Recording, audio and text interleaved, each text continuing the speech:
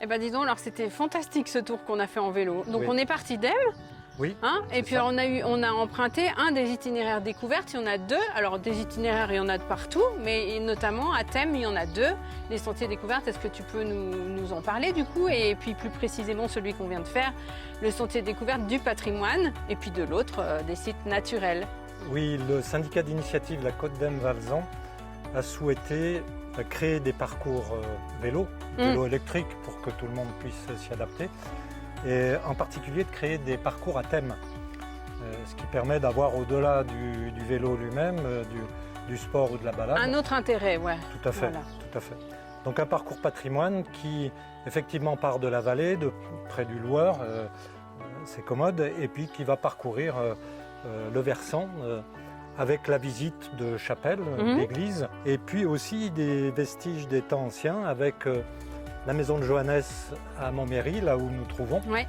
qui est une maison qui est restée dans l'état comme il y a une centaine d'années, qui est visitable, bien entendu, avec des commentaires possibles. Voilà, on peut aussi, là tout près, visiter la fruitière, qui Juste était ici, l'endroit où oui. on fabriquait le fromage à l'époque, où toutes les familles du village apportaient leur lait pour mutualiser et créer des tomes ou morceaux de Beaufort. Et puis alors avec cette chaleur, on a trouvé aussi des petits bassins, on a pu se rafraîchir un peu, on a traversé tout à l'heure la grande bergerie, on a vu des belles maisons, des beaux petits endroits où on voit qu'il fait bon vivre ici dans les petits villages du Versant, hein. C'est très joli, très mignon, très poétique et ressourçant, reposant malgré l'effort physique en fait, hein. Et même avec un vélo à assistance, il Faut quand même pédaler. bouger les pédales. Oui. Voilà, et puis parcourir de superbes endroits du Versant. Mm. Le Versant est très réputé pour son côté exposé au soleil, mais aussi pour On a sa pu vérifier. singularité. Oui.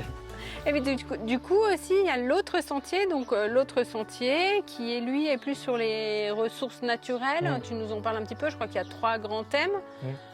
Donc on a voulu mettre en avant les richesses naturelles du Versant, à la fois géologiques mais aussi paysagères, ce qui fait que le parcours qui débute aussi en vallée à Aime monte déjà sous Granier pour aller voir des vestiges de carrière de gypse qui était l'ancêtre du plâtre à l'époque. Oui. En se déplaçant, on peut parcourir les pâturages, les forêts Bien sûr. d'épicéas, un petit peu de mélèzes, de sapins. Et puis en parcourant un petit peu plus à l'est sur le Versant, on peut aller découvrir les vestiges aussi de mines d'anthracite, puisque nous avions des filons d'anthracite très importants. L'anthracite est un charbon de très bonne qualité, voilà, qui a pu employer début du siècle jusqu'aux années 50 plusieurs centaines de personnes. Voilà, alors tous ces chemins, ils sont fléchés, bien sûr, on ne peut pas se perdre, hein. On suit le fléchage et puis on se laisse aller comme ça au fil de la balade.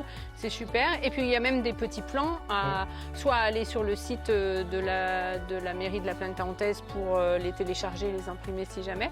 Ou alors au syndicat d'initiative, on trouve aussi le petit plan à emporter dans sa petite sacoche pour savoir où on est et puis quels sont les intérêts aussi de la balade, où il faut s'arrêter, etc. Effectivement, on a aussi pour les détenteurs de téléphone des parcours qu'on peut découvrir sur le téléphone et suivre avec la balise aussi. GPS du téléphone. Okay. Tu voulais ajouter quelque chose sur le sujet? Tu nous as tout dit, on peut partir tranquille. Je pense qu'on peut y aller. Bon bah super, maintenant nous on descend, c'est ça qui est bien, hein, oui, on arrête de monter. Bon bah allez, c'est parti pour la descente. Merci beaucoup Jean-Louis.